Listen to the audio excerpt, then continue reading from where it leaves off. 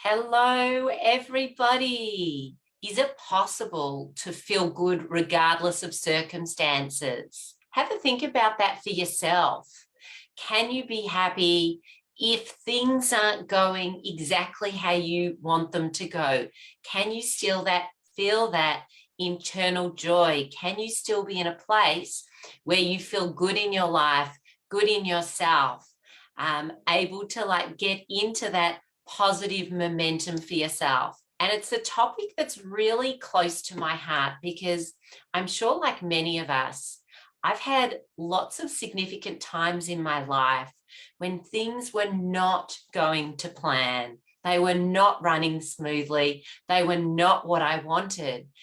And I really thought to myself, is there a way to find internal joy, even though I have chronic fatigue, even though I'm single and all my friends seem to be hooking up and my man hasn't turned up, even though I'm wanting to create this business and it hasn't happened in the way that I want it to yet, which was how I was feeling a few years ago. Having kids, maybe that's your thing. Maybe it's getting the job that you want. Maybe it's, wanting to go on a holiday, but at this point in time, it just doesn't seem feasible because you can't afford it. So it's not denial. I'm just very selective about the reality that I accept. So those of you that know me, those of you that come to our live events as well, will know that's a really strong focus with everything we do. When we go to bed at night, do we focus on everything that went well during the day, or do we focus on what went wrong? What do you do? Do you focus on the good stuff or the bad stuff? Because that's going to determine how you see the day. We can define good or bad stuff in whatever way we choose, but where do you put your energy? Really powerful question. Where do we focus our time and energy? I wasn't always a positive person. I always aspired to be, but life dragged me down. And this is a picture I drew a few years back. And it gives you an idea. Have a look at the faces, have a look at the body language. Life was tough. And when I drew this, I was in the midst of chronic fatigue.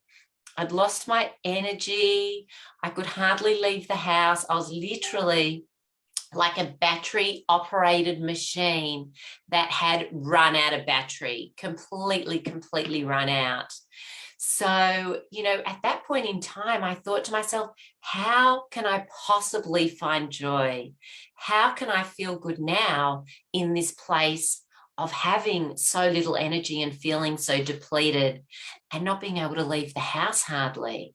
So it really was so thought-provoking for me at the time. And I thought, what if I can create something in me, or what if I can focus on something that helps me to feel good? So I got myself better from chronic fatigue, which was very fortunate. Hello, Kate. Great to see you here. But, it was a really tough time. So that's why I asked the question to all of us, can you feel good? Kate, can you feel good? And to everyone here, regardless of circumstances, because if we can find that place within ourselves to feel good regardless, we can have that continual flow for ourselves, which is so awesome as well, to create that. So I like this. Where did you find that? I've been searching for it everywhere. I created it myself.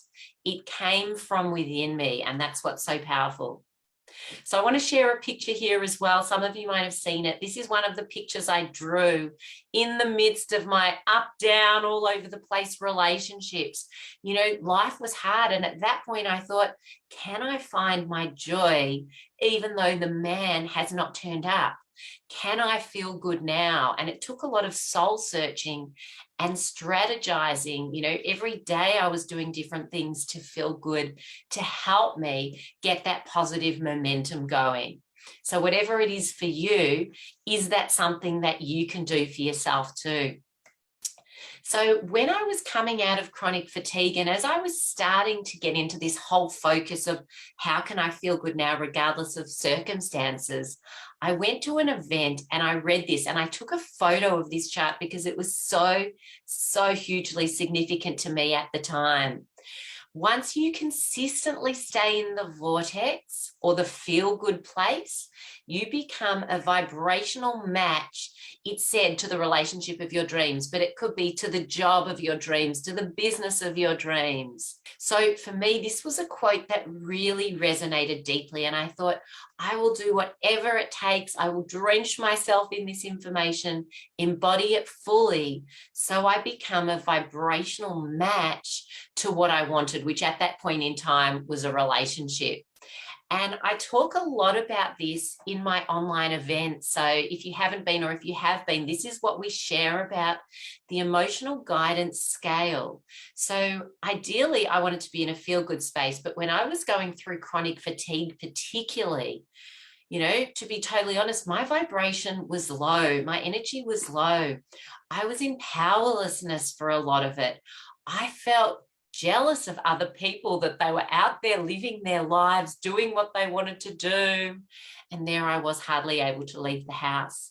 Who can relate to some of those emotions at different times in life, whether it's powerlessness, jealousy, it could be sadness or worry? They're all totally normal human emotions, right? If we say that we've never had them, really check in with yourself. Is that true? We've all had a broad spectrum of experiences over our life. And, we have our highs, we have our lows, we have our different emotions.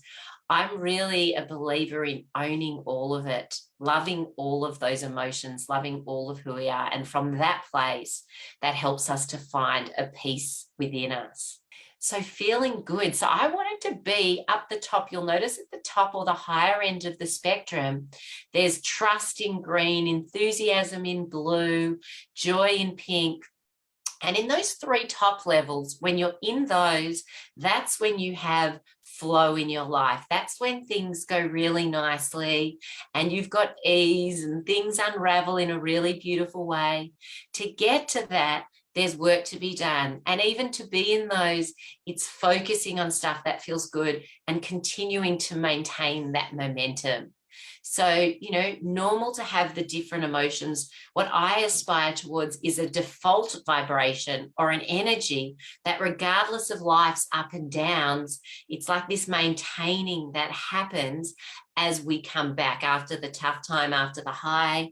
We're at that level. So lots and lots of ways to do that. And I'm going to share some of those in a moment as well. So what's your favorite way to raise your energy or vibration? How do you like to feel good? So a great way to ask yourself that is, what do I love doing? What lights me up? What helps me to feel really good? You can see in this picture, for one, it's listening to music, popping along. Another's, looking at herself in the mirror. Maybe she's doing some mirror work, Louise Hay mirror work, if you're familiar with that. The other one's having a hot drink and pondering life. So have a think about for you what it is. I remember I ran a workshop a little while ago and asked people, and a lady said, I actually don't even know what it is. So if that's you and you don't know what it is, use this time to think about it and really reflect on, what can I spend hours doing that I don't even notice that the time has gone? So that can be a bit of an indicator and a way to see what that is. Alternatively, you might have a whole lot of things that you love. How often do you incorporate them? Do you do a lot of those things every single day? Absolutely, Kate. We can't forget what we love, right? There are all these things. If we focus on what we love, we get more of it.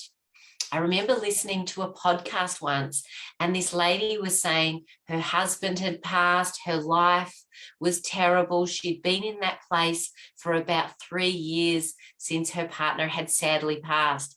And she got this advice from a coach, and the coach said to her, what do you love doing? She said, I love playing the piano and I love singing. And they said to her, how many times have you done that in the last 3 years? You know what her answer was? She was really down and out. Guess what her answer was? I bet you can guess. 0, not one. So in that moment when she was asked, she accepted the challenge and said, yep, every day I'll play the piano and I'll sing as I play the piano. As she did that every day, guess what happened? You can just imagine what happened to her energy and how she felt. By the end of the week, she called back again, and she was a different woman, a completely different woman. So doing what we love serves us so much. So how else can we raise our vibration? Appreciation games. I call it games. Focusing on what you appreciate. I appreciate feeling warm. I appreciate snuggling under my doona. I appreciate hanging out with friends. I appreciate being in the mountains, right? So that's a few for me. What do you appreciate? So it's similar to what you love. It's giving us a different access point to get there. Feel into it, connect with it, get excited about it. What do you love? So a great way to raise our energy. Another way, play the I'm looking forward to game. What are you looking forward to? I'm looking forward to a holiday we've got in January next year. I'm looking forward to picking my son up tonight because he's doing something exciting today and I'm excited to see him and see how it went. I'm excited for the weekend, right? So just thinking about things you're excited about. So what it is that you're excited about. So good to think about these things as well. I'm excited for. So it can come in the form of I'm looking forward to, or I'm excited for, which is a higher energy as well. I'm excited for the weather to warm up.